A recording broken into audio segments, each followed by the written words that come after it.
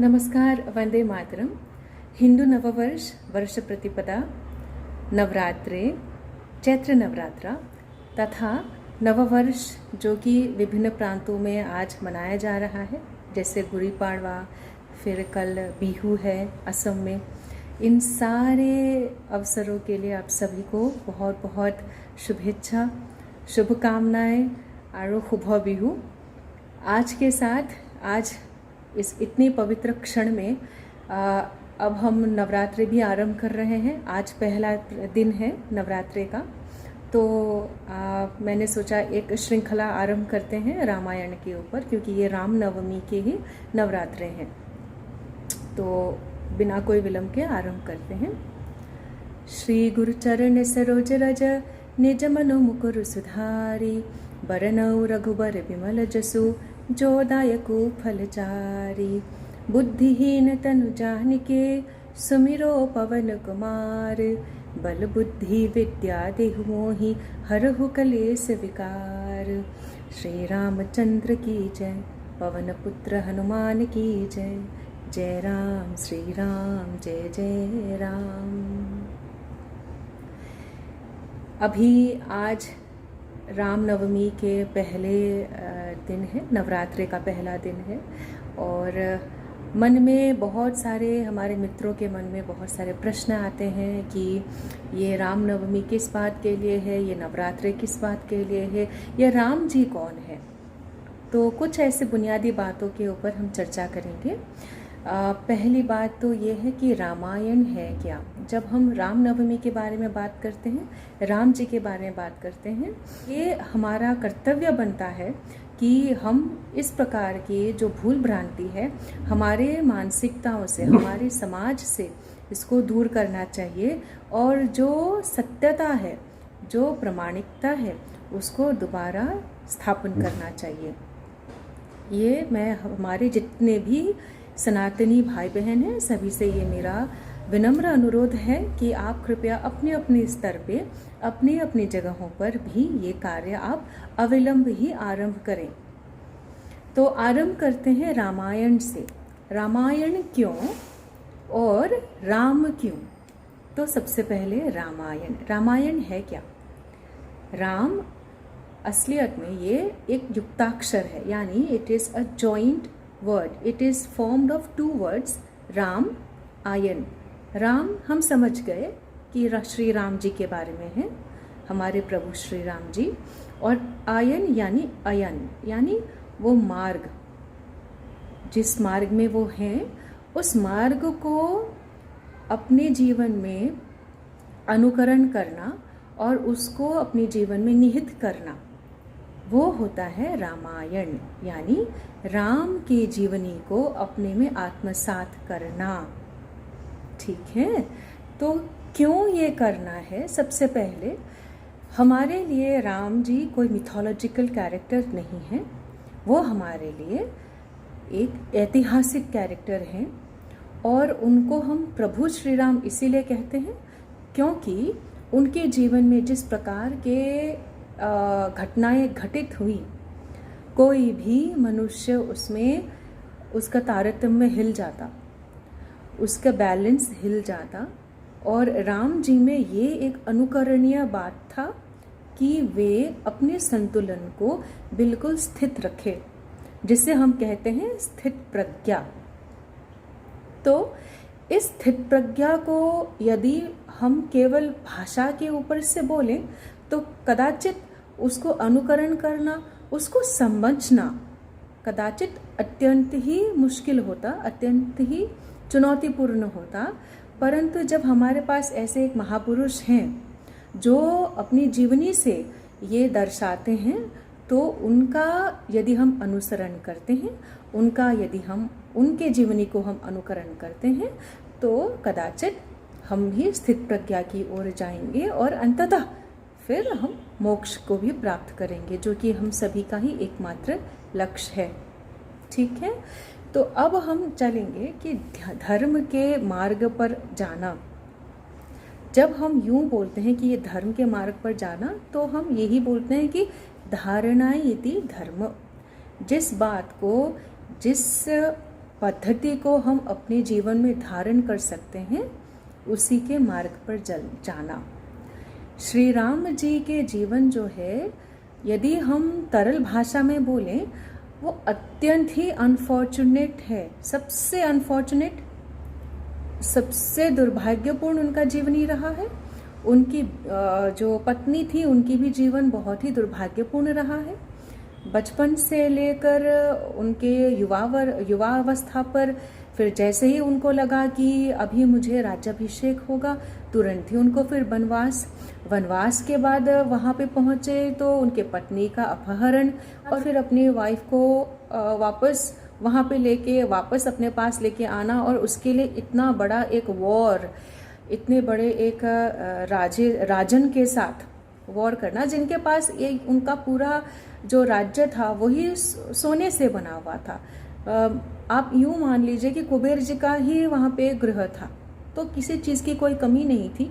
और यहाँ राम जी हैं जो कि स्वयं ही वनवास में थे। तो ऐसे में when things are totally tilted against you, despite that, when somebody is able to maintain the cool, I think that is what Ramayan is all about, and that is what Shri Ram is all about.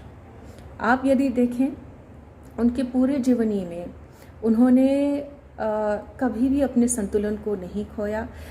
और ये हम बार बार इसीलिए बोलते हैं क्योंकि कई बार ये प्रश्न और ये चुनौती दिया जाता है कि आप जब रामायण के बारे में बात करते हैं तो चलो जी हमें आर्टिफैक्ट दिखाओ, चलो हमें राम सेतु के आर्टिफैक्ट्स दिखाइए, ASI ने क्या किया है। तो आपका ध्यान किधर है, ये आप कहाँ केंद्र करना चाहते हैं अपने ध्यान को, ये मेन प्रश्न आ जाता है। फिर आप इर्द गिर्द के बातों पर ध्यान देना चाहते हैं, या फिर जो हमारे महाराज तुलसीदास हों, हमारे वाल्मीकि जी हों, वो किन बातों पर केंद्र करके इस संपूर्ण महाकाव्य को लिखा था, ठीक है ना। तो आप अगर देखें कि हम सभी अगर जीवन में हम मोक्ष के बारे में भी बात करते हैं तो हमारे मन में केवल और केवल एक रहता है कि सुख, परम आनंद।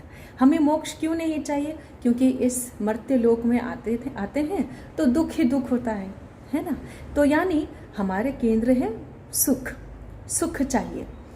अब आप देखिए श्री राम जी सुख के प्रतिमा है, उनके पास कुछ भी नहीं है परंतु फिर भी वो स्थित प्रज्ञा में है, परंतु फिर भी वो सुख में है, वो शांति में है, वो प्रेम का प्रतीक है।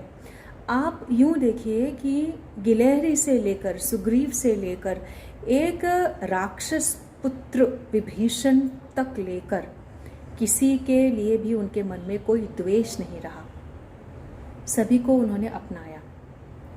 हाँ, परंतु अपने मन में ये बिल्कुल स्थित रखा, धर्म के मार्ग में रहना है। धर्म के लिए वो जी जान लगा देते थे। आपको क्या लगता है श्री राम जी का जो धनुष है वो केवल एक शो के लिए है? No no no no, he meant it, that guy meant business. Okay, जहाँ कहीं पे भी उनको आवश्यकता पड़ा वहाँ उन्होंने अपने धनुष के बाण चलाए और सामने वाले को उन्होंने न्याय भी दी। वाली जब वो मार खा रहा था बार बार, वो बोल रहा था अरे मेरे को इतनी मार पड़ रही है, तुम क्यों नहीं बाण चलाते? उन्होंने नहीं चलाया। उन्होंने इसलिए नहीं चलाया क्योंकि उनके जो हिसाब किताब थे अपनी दुष्कर्म के, जब तक वो परिपूर्ण नहीं हुए तब तक श्री राम जी हस्तक्षेप नहीं किए। ये है उनका धर्म का एक मार्ग, ये है उनके धर्म के प्रति दृष्टि, ये है उनके कर्तव्य के प्रति एक कटिबद्धता। जब जब उनको जिन जिन लोगों को स्मरण दिलवाना था उन्होंने समय पे जाके स्मरण किया। आज हम प्रेम के प्रतीक बोलते समय हम क्या करते हैं, अकर्मण्यता की ओर भी हम कभी कभार ढलान ले लेते हैं। आज रामायण क्यों इतने प्रासंगिक है? वो इसलिए प्रासंगिक है ताकि हम अपने पथ से, अपने कर्म योग से हम विरत ना हो। कर्म करने का अर्थ ये नहीं है कि हम कंट्रोवर्शियल हो रहे हैं, ये नहीं है कि हम हिंसक हो रहे हैं। कर्म का अर्थ ये है कि यथोचित, यथाशक्ति और यथा समय पे अपने अपने कर्म करना, अपने कर्म से अपने आप को पीछे नहीं हटाना। फिर उसके बाद आप ये भी देखें कि उनका कितना सटीक था, उनके जियोपॉलिटिक्स का जो विचार था कितना सटीक। वो लंका को जीत गए थे, परंतु उसके बावजूद भी उन्होंने कहा कि जननी जन्मभूमिश्च स्वर्गादपि गरीयसी। ये भारत भूमि क्यों? आज जब हम बार बार बात करते हैं जियोपॉलिटिक्स के बारे में, जब हम बोलते हैं कि राज्य का कैसे शासन होना चाहिए, तो बार बार ये बात भी आती है कि राम राज्य क्या है। तो इस प्रकार की बहुत सारी ऐसी सामरिक दृष्टियों पे भी उन्होंने बहुत ही तटस्थ उन्होंने अपनी बातों का स्थापना किया है। तो ऐसे बहुत सारे कारण हैं जिससे ये प्रमाणित होता है कि राम जी के जीवन को हमें अपने ऊपर आत्मसात करनी चाहिए। और इन्हीं सारे कुछ बातों के कारण और भी बहुत सारे ऐसे विषय हैं जिनके कारण हमारे पूर्वजों को ये लगा कि ये जो व्यक्ति हैं इनके ये महापुरुष ही हैं और इनके क्वालिटीज़, इनके गुण विशेष इतने अच्छे हैं कि वे बार बार धर्म की स्थापना की बात करते हैं और केवल बात ही नहीं करते, वो कर जाते हैं, वो कर गुजरते हैं। He was not a showman, he was a doer, वो कर्मयोगी थे।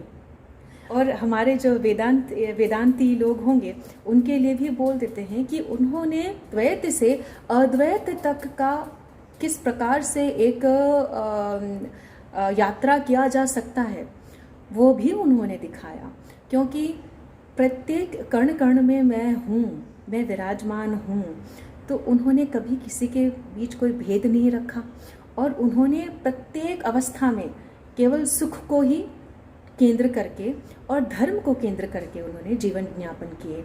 आज यदि हमें लगता है कि आज की परिस्थिति अनुकूल नहीं है, कोरोना काल है, तो आज हम कैसे एकात्म हो सकते हैं, तो उन्होंने यही दिखाया कि सबसे अधिक से अधिक प्रतिकूल परिस्थिति में भी कैसे धर्म का रक्षा किया जा सकता है। तो ऐसे में क्या कोरोना आपके लिए बड़ी चुनौती है अथवा नहीं है?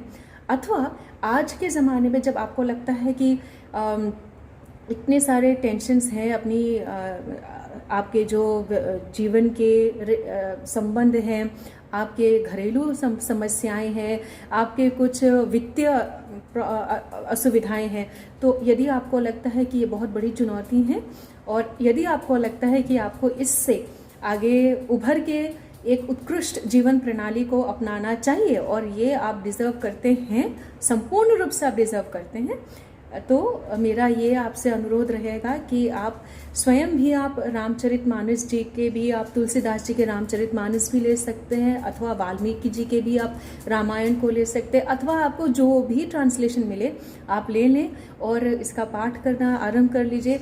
कोरोना काल है, कदाचित ये भी हमारे लिए आशीर्वाद ही है। यदि कोरोना नहीं होता तो हर रोज़ हमें ऑफिस जाना पड़ता और हो सकता है कि हमें समय ना मिलता। तो इस समय का हम सद्व्यवहार करें और इन 9 दिनों में, 9 रात्रों में हम ये हम संकल्प लें कि जितना हो सके इन सारी बातों के ऊपर हम दृष्टि लें और थोड़े से आत्मनिरीक्षण करें, थोड़ा सा सोच विचार करें और अवश्य ही हमारे सारे प्रश्नों का उत्तर हमारे पास ही रहेगा।